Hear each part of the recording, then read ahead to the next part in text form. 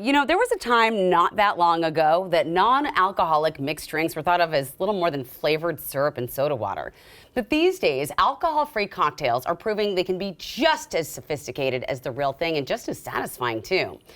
3 zero-proof drinks we're going to be making today with Jesse Spring, the owner of the Bad Bishop Bar in Pioneer Square. Thank you so much. Thank you for having me. This is great because you know, sometimes you want to not drink. I've been trying to ease back on my drinking during the week, but I do love something that tastes, that it's different. I don't want to have a soda water. I don't want to have a cup of coffee. I want something like this. So I'm excited to make these with you. Absolutely, yeah.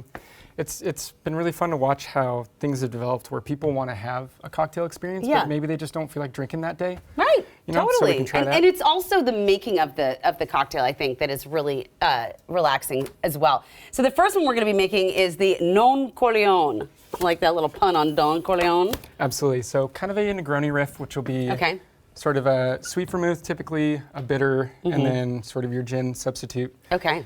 So we'll start with this Roots Divino, which is a Greek non-alcoholic aperitivo. Okay, and what is an aperitivo? So it's typically like, you know, a lighter liqueur. Okay. Not very, I mean, of the alcoholic variety. Right, but this is a non-alcoholic one, so we're here for it. But and then, usually herbs and spices. Nice, okay. Like Campari is probably the most. Yeah, and then this is kind of imitating Campari, right? So this is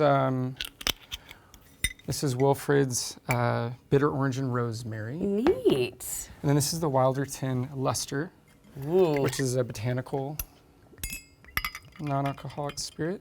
So very kind of like a floral, almost like a gin type of vibe. Let me smell. Oh yeah, oh that's, oh my, I would put that on as perfume. That smells so good. Yeah, it's really aromatic. That is yums. But yeah, absolutely delicious. And then we're just gonna give this a quick stir. All right. And this is a stirred drink, not shaken. You can shake the next one. Oh, cool. Yeah, well, you all have such good talent in shaking. I don't know if you want to see my... Everybody looks silly doing it at some point, but I think you got it. All right, I'll do it. Okay. I trust. All right, so what kind of drink do you serve this in? I mean, what kind of glass would I serve this in? I'm going to serve this in a double old fashioned with, I love a large cube. I love this. And it looks so refreshing as well. And then we could do a little orange peel. Okay, just a little orange peel. Just a little bit. All right. And then just, ooh. Oh, and you put it around the rim. Okay, I'm gonna try this. Let's get started on the next one. Yeah. Let's see. Oh, that's so unique. Oh, and I love that orange in there. That's so good. So this is the zero sum, right, that you're making now? No. Yeah, this is the zero sum. So this is orgeat. What is orgeat? Orgeat is an almond liqueur. And then this Pathfinder here, which is hempen root. And this is a play on what kind of cocktail? I don't know if this is a play on anything. I just really liked You just made this, I love it. Yeah, I just really like combining these two and this zero Amarno. Okay. And that's kind of it. It doesn't actually have to mimic another cocktail. It just has a different flavor. I think we're actually moving to this whole new universe of these beverages that maybe we won't even call them non-alcoholic anymore. Maybe we'll just call them something else. Just, oh gosh. Okay. Oh gosh, here we go. You got it. That's what all the bartenders do. I see them do it all the time. You're doing great. Why don't you do it? Show me up. Nah, I think you did it just fine. Okay. And this is served in a coupe glass. Oh, interesting. All right. All right, here's to this. Cheers. Yeah. I'm going to try this, and then you're making the current events, which I think might have something to do with current. Yes. So. Oh, that's delightful. Almost tastes like bubble gum or something fun.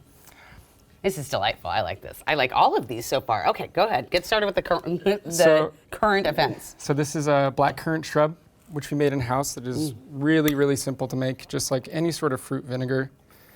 Oh, that's not. I love that he gave me the tip because I love a shrub. My friend Adrienne, she always makes these shrubs that are so good. But he said just go to like De Laurentiis, grab any fruit vinegar.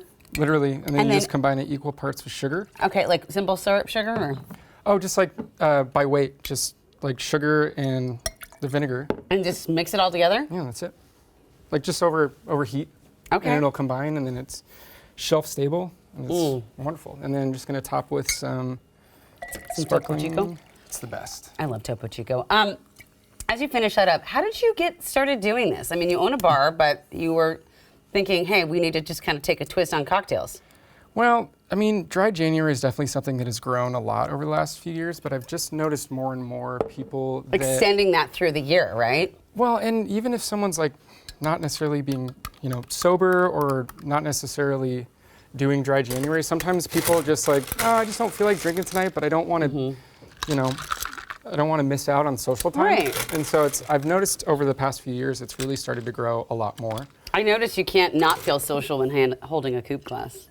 But I do think, I think it starts with dry January, and I know a lot of people realize how good they feel and keep it through throughout the year, or at least slowing down, which is why I think it's so good that we try these new things, right? So that we know that there's alternatives out there that we can enjoy and be social. Well, especially with like work happy hours too. Yeah. Everyone always wants to kind of gauge how it is And I around can the come bosses. I could come to Bad Bishop and say, hey, I need my current event. Well, I'm going to try this Anytime. right now. Oh, I like that. Ooh, that's got a bite to it. I love vinegar. You have to love vinegar to love a shrub. But that's delicious. I can't stop drinking this. By the way, how is business in Pioneer Square? It's getting better all the time.